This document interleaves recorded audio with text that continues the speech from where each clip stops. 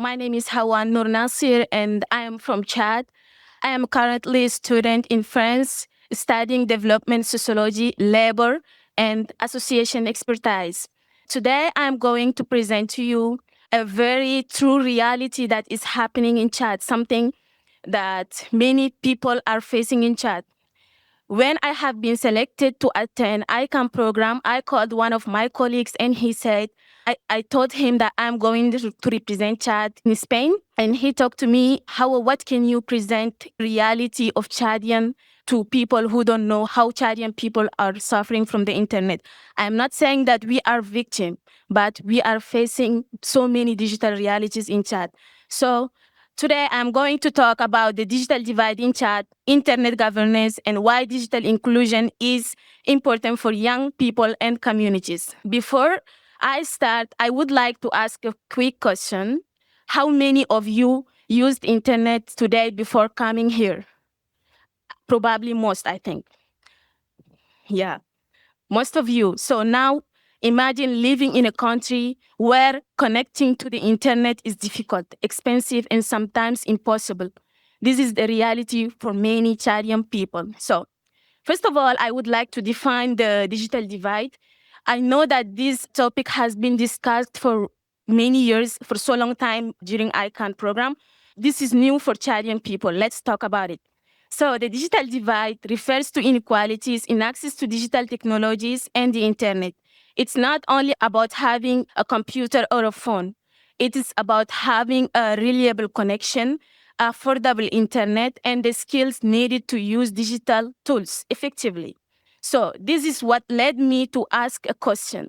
How do internet governance and infrastructure development contribute to digital divide in Chad between the urban and rural areas? This is in N'Djamena, the capital city. Internet access is generally easier, network coverage is better, but not best. Mobile data is more available and people have more opportunities to use digital services. When I talk about in N'Djamena, I'm not saying that internet access is excellent. In fact, many users in the capital still experience slow speeds, network interruptions, and high data costs compared to the major cities in Europe, North America, or even some African countries. Internet access in N'Djamena remains limited. However, N'Djamena generally has better connectivity and more digital opportunities than many rural areas in Chad.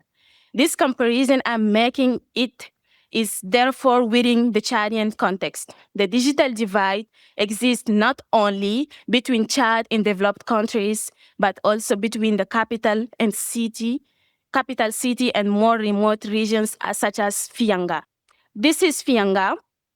It is situated in South Chad and it represents a different reality. Many people in this village face weak or unstable network coverage, limited electricity, and difficulties to connect to the internet. These limitations affect everyday life. Students may struggle to access educational resources, and local businesses may have fewer opportunities to use digital tools. This example shows that where you live can strongly influence your digital opportunities. The reality of internet access in Chad. To better understand the digital divide in Chad, let's look at some key figures. According to the 2025 digital report, Chad has a population of approximately 20.7 million people. What is particularly interesting is that Chad has a very young population with a median age of 15 years old. However, around 75% of the population lives in the rural areas. This is important because rural regions often have less developed digital infrastructure, making internet access more difficult. What I find particularly striking is the gap between mobile connectivity and actual internet use. There are around 14 million mobile connections in the country, representing nearly 17% 70% of the population. This shows that many people have access to a phone, but not necessarily to affordable and reliable internet services. So these are the two main telecommunications operators in Chad, Airtel Africa and Move Africa. They play a crucial role in providing connectivity throughout the country. However, users often experience slow speeds, internet speeds, network interruptions, and unstable connections. Coverage is also uneven, with urban areas and receiving better service than many rural areas. These challenges contribute to the persistence of the digital divide. Another major issue is the affordability. Internet data can cost between 1,500 and 2,000 per gigabyte. For many households and students, this represents a significant expense. When internet becomes too expensive, people are forced to limit their usage, rely to public Wi-Fi, or simply go without access. So the digital divide is not only technical, it is also economic. After discussing about the challenges, I would like to talk about the project to reduce this digital divide. Reducing the digital divide requires collaboration between local communities, technical organizations such as ICANN, telecommunications operators, and the government in Chad.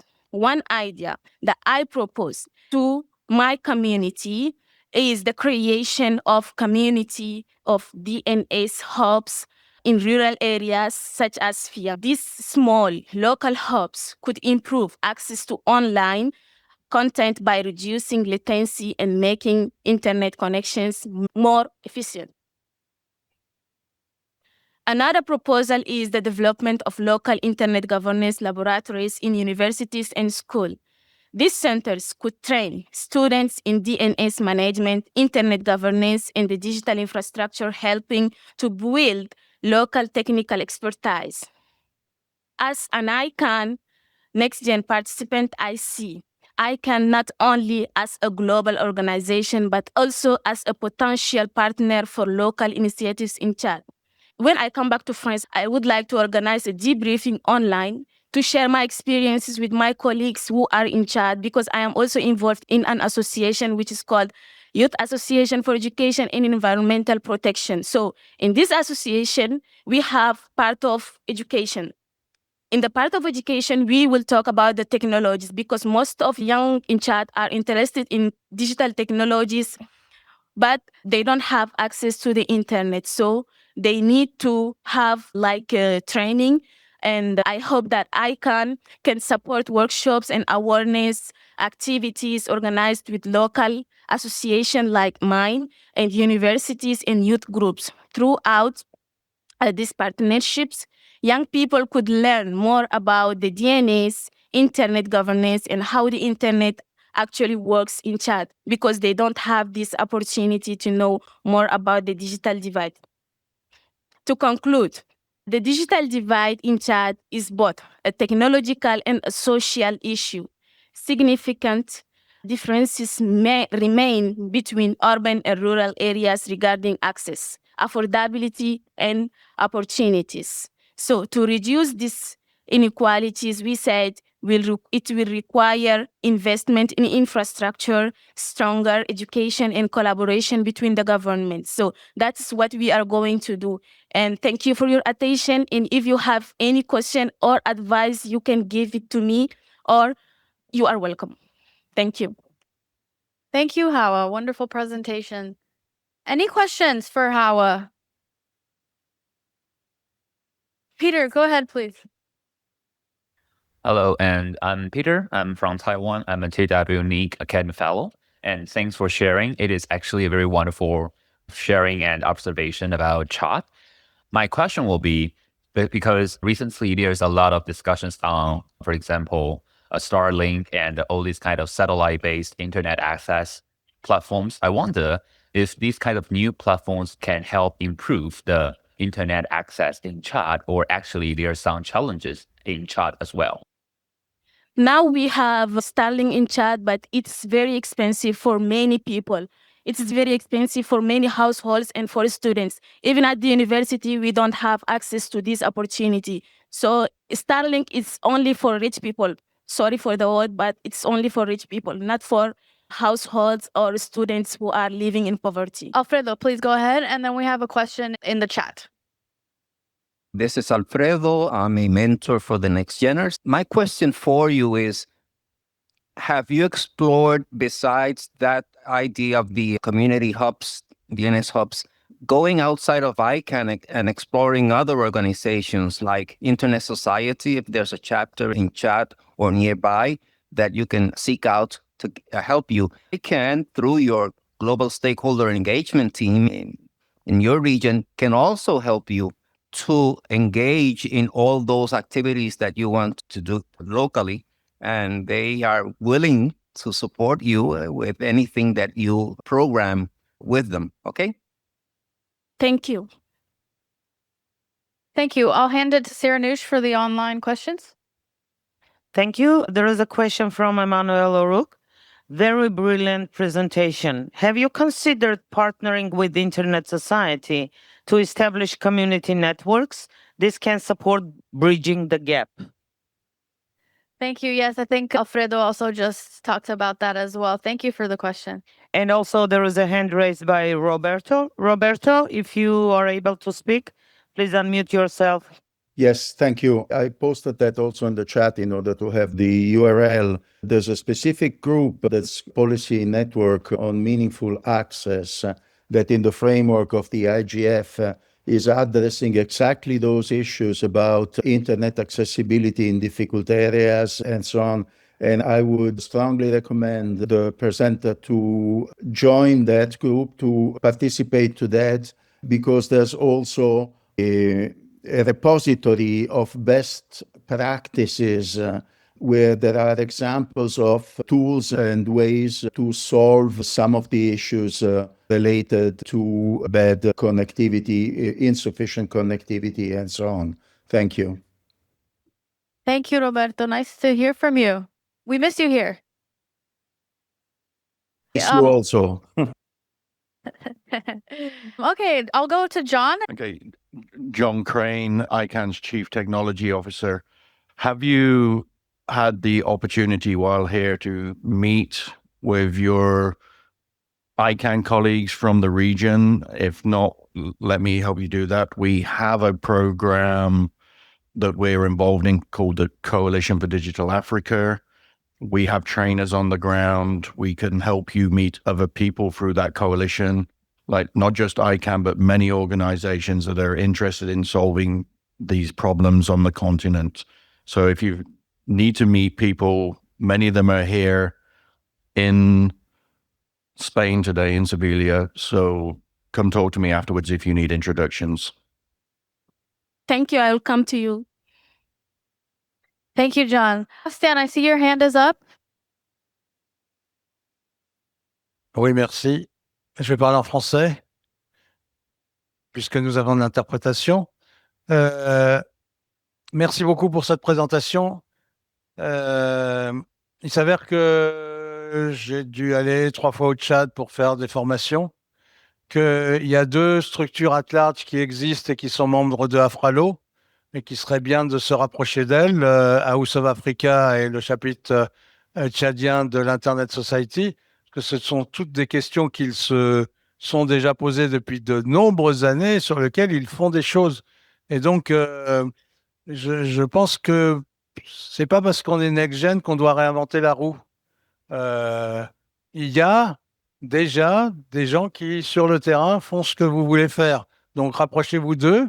Si vous n'avez pas leurs coordonnées, je vais vous les donner. Mais c'est important de ne pas se retrouver toute seule. Donc, il y a ce que l'ICANN fait et qui peut vous aider. Et il y a les structures at large qui sont membres d'Afralo qui peuvent vous aider aussi. Merci beaucoup. Merci beaucoup. Okay, we have time for one quick question. I see Zainab, your hand is up in the Zoom. Hello, good evening. This is Anna Muhammad. I am former ICANN NextGen and a member of ISOC Sudan chapter. And thank you for the presentation.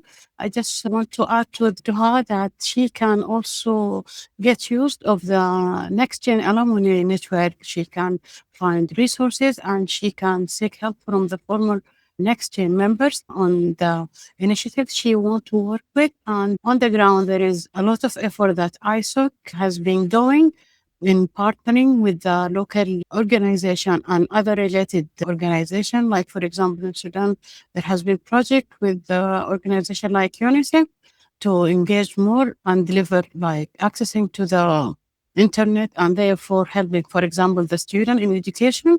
So I guess there is a lot of a platform and people she can reach for in order to help her in her mission. All the best. Thank you so much for the time.